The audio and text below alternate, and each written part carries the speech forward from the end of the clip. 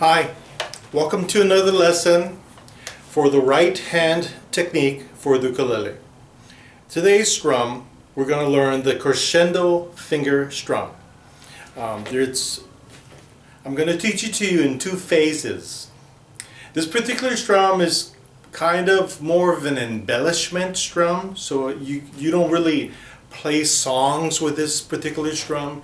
It's usually to embellish, like maybe the introduction of a song or the ending of a song, or wherever it is that you want to maybe have a little bit more noticeable continuity or presentation to the playing that you're trying to provide. And I'll show that to you in a second. So basically, the crescendo finger strum is done with your finger, okay?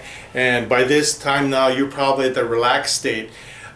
Or if you've skipped forward and you're still a beginner, you're doing the free finger strum. But the bottom line to this particular strum is you want to make sure that the finger that you're strumming with is firm and in control of you applying the tack and the amount of pressure to fluctuate in the volume of your ukulele playing. So in other words, if it's relaxed, it's soft. If it's firm, it gets louder. Okay, so depending on what you want to do. Now, I recommend that you start off with playing very lightly, a little bit more relaxed and firm, not too relaxed so that you're flopping all over the string, but just not so rigid with your fingers. Now, when you do this particular strum, and when you start off with the particular strum, you want to make sure that when you come in across the strings, you're just like lightly touching the strings, okay?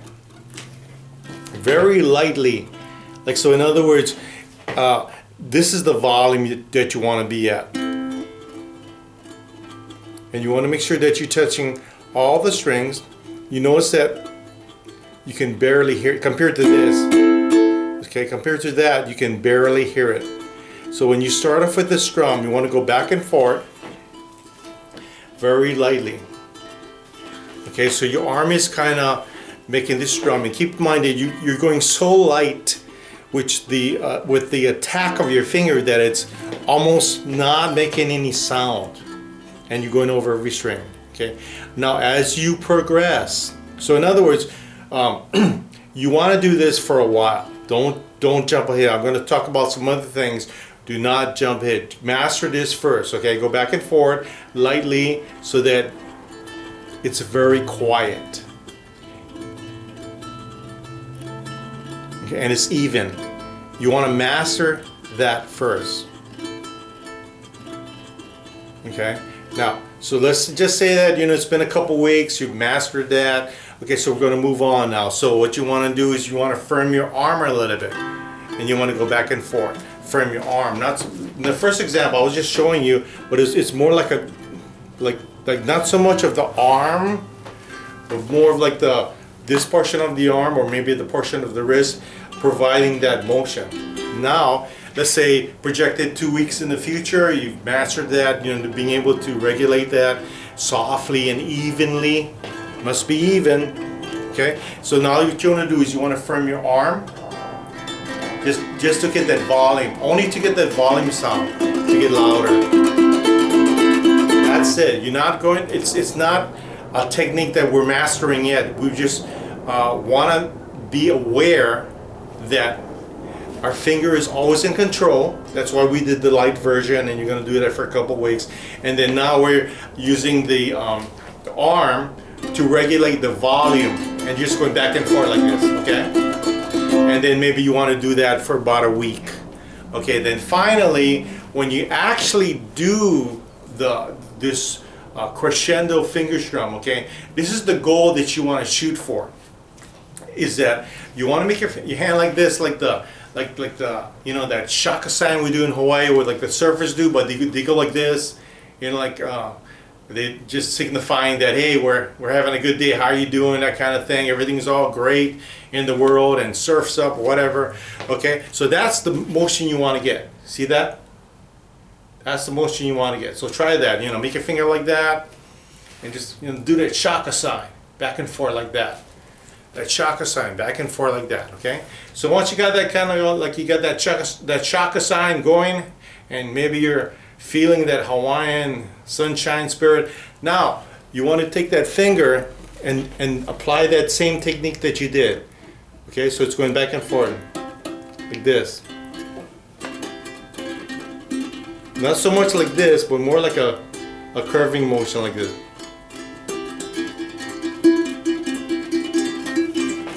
Okay? More like this. Okay, that's the goal that you want to shoot for. Okay, but in the meantime, you want to start off very lightly, control that attack. So it's almost so light that you're not, that's so light that it's almost not even being heard. You can hear it a little bit. That's the initial one that you want to do. The next one is you want to regulate it with the arm by stiffening the arm, causing that volume control. So you're able to fluctuate between soft, and loud. So that's the first thing you want to do. Then after that, you remember the shaka sign. You want to do you see, I'm no longer going like this. I'm going like a shaka sign, back, like being a back and forth like that. That's the motion that you want to get. So that's basically the crescendo finger strum. Now, to give you a little something to play with, so it's a little more fun to play, what I'm going to do is I'm going to give you two chords. A chord, first finger here, second finger there. You might need to look at your chord chart that was provided to you if I'm going too fast. But that's an A chord. Then all you're going to do is slide up one fret here, which is basically an open B flat sound. So you're going from an A chord to an open B flat sound. So you're not moving any fingers, you're just sliding everything up one fret. Okay, sliding everything up one fret from an A to an open B chord. Okay, here's that A chord, only two fingers. Look on your chord chart if you need help or if I'm moving too fast, and then you're going to slide everything up. So you want to do that exercise I taught you. I'll get the full view of the what I'm doing. So start with the A, and I'm going to do the basic version, which is my hand going up and down. I'm not going to do the other one because you'll eventually get to that. So I'll do the basic one, and all I'm doing is going A to raise everything up one fret. So it sounds a little more interesting. Slide it back. A, raise it up one fret to an open B chord. You won't see this on your chord chart, so you have to make sure that you keep this formation of the A chord and just slide it up one fret. So in other words, everything just moves up one fret. Okay, easy. Okay, once again, the crescendo finger strum, and when you're ready, slide it up. And you just play this according to your style and your playing and your comfortability, so it's fun for you. So in other words, kind of has an interesting sound.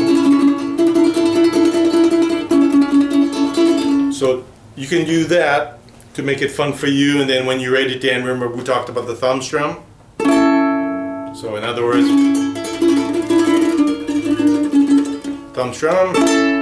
So you kind of get that finality to what you're doing. So it makes the exercise a little bit more fun to practice as opposed to just keeping doing this. But you should, before you get into that technique that I just showed you with the A and the open B flat, please practice this first, then the arm for regulating volume from soft to loud, and then finally the goal that you're trying to get at for doing the crescendo finger strum. If you do it with that in those phases, it'll come quicker to you. And also, I think it's important if you do this, just practice this. When you're cruising around the house or you're saying hi to your friends, just do that. But by doing this motion, what you're doing is you're establishing motor skills in your hand that connects to your brain. That it's just a natural thing. And after a while, when you start to do this, it becomes a natural thing. Okay, so with that being said, listen to the lesson again if you have to, and when you're ready, we shall see you for the next lesson.